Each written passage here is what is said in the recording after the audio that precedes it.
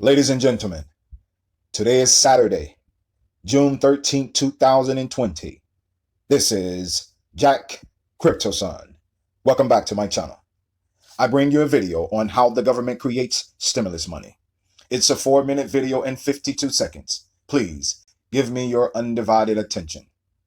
But before I play this video, please go now and click the subscribe button. You do not want to miss future presentation. And while you are there, please also give this video a thumbs up. Now, let's get right into it.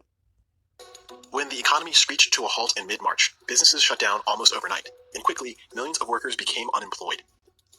Within weeks, the government moved to provide trillions of dollars of stimulus relief to workers and businesses throughout the economy.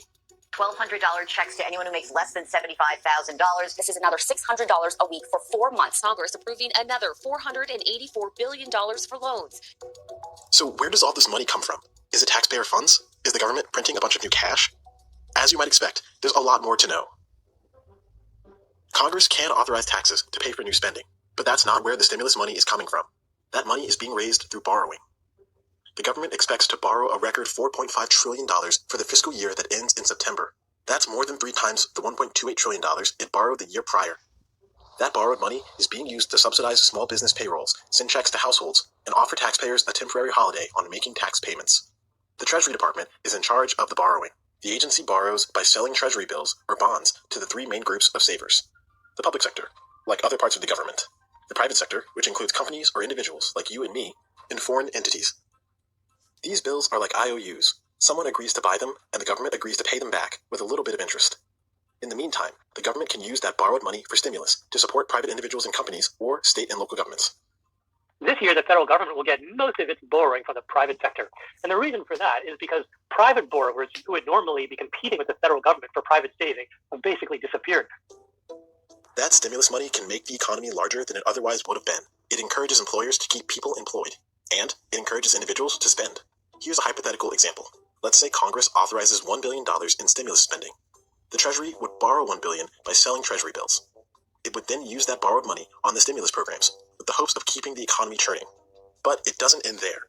If the economy keeps moving, households and businesses can keep earning income, and some of that income can be saved. And in the future, they can use those savings to invest in more Treasury bills, supplying the government with more money to spend. The amount of saving in the economy is not a fixed amount. Federal stimulus can actually result in more people working, more firms having profits, higher incomes than would have been the case if there hadn't been any federal stimulus at all. This is known as Keynesian stimulus, named for the British economist John Maynard Keynes, who first came up with the concept back in the 1930s. The government is not like a family that has a fixed amount. It can't borrow more than it can pay back because it'll go bankrupt. Government can, in effect, borrow enough to actually make the economy bigger. Now, on top of the 3 main sources of borrowing, there's another source too, the Federal Reserve. The central bank is like the other sources, but with a key difference. The Fed can raise funds to buy treasuries by simply printing money. So when we say the Fed is printing money, we don't literally mean it's firing up the printing presses and creating paper money. Instead, what we mean is the Fed basically clicks a button and credits the Treasury's account with this money. It's electronic money, it's not paper money.